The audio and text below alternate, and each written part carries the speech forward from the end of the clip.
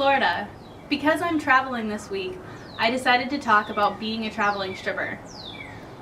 I never did a whole lot of traveling, and I don't know if that's in my future or not. But the one big trip that I made was to New Orleans. I have friends in New Orleans who were nice enough to let me stay with them, and one of which was also a dancer. And so the first thing we did was we went to Bourbon Street. The interesting thing about Bourbon Street is that there are a bunch of clubs all along one street, but not all clubs are interested in the same girls. So we traveled along, and she said, to get into that one you have to have no tattoos, and to get into that one you have to be on the younger end of the stripper sliding scale, I guess. And to get into that one you have to be blonde and, 5'8" and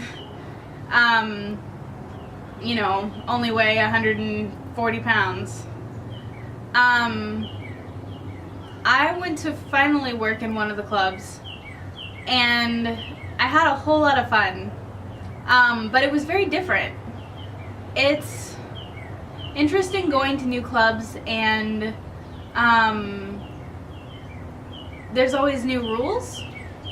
So there was lots and lots of rules, and I don't even remember a lot of them, but the ones that were the most difficult for me was going and sorry if you can hear the bikes, it's bike week down here. Was going and into their VIP room, and the dances, they said there was no pressure allowed, so you couldn't push down on the guy, you couldn't sit on him, you couldn't touch him at all, and the seating was these like narrow benches, so there wasn't really any space to put any pressure there either. But it was supposed to be very close encounter, so you're supposed to get right up in the guy's lap without actually ever putting any pressure on him. And I didn't know how my thighs were going to handle that. That's a lot of squatting.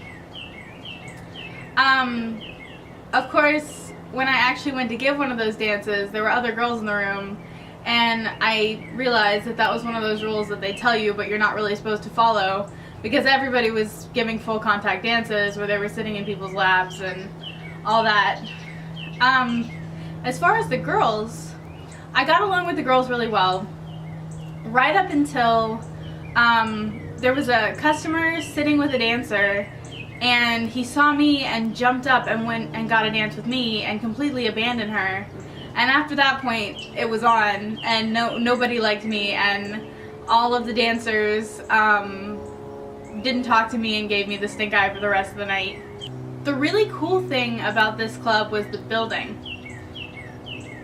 It was built in an old French Quarter building, and all of the old wood and rock was still there in the back part.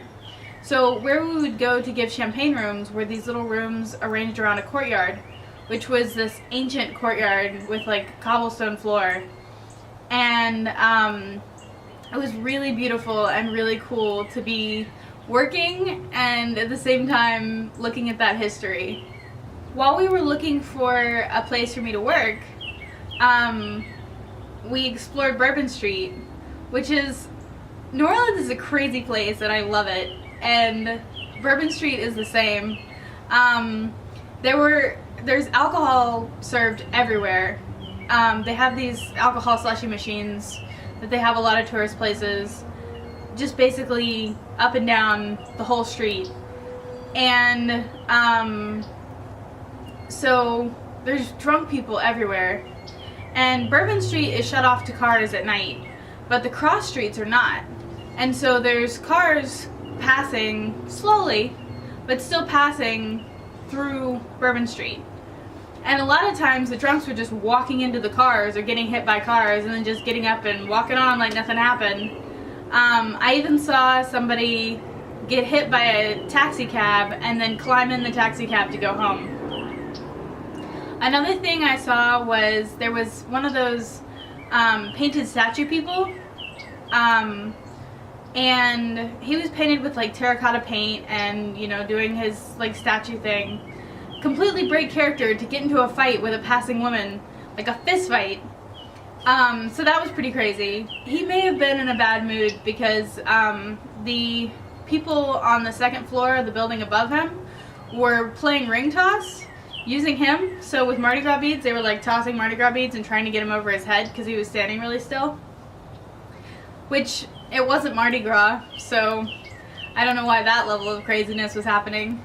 There was also a guy passed out in an armchair with the footstool and everything, kind of half on the street, half on the sidewalk, just like he was in his own living room after a long night. So New Orleans was really interesting, and anytime you get a chance to be a travel dancer, dance in a new location, I definitely suggest it. So that's my very different Monday in the dressing room, and I will be back in my normal studio next week. If you enjoyed this, please like and subscribe, and my Patreon link is below in the description if you would like to support me in any way, even with $1 or $2. Thank you so much for watching.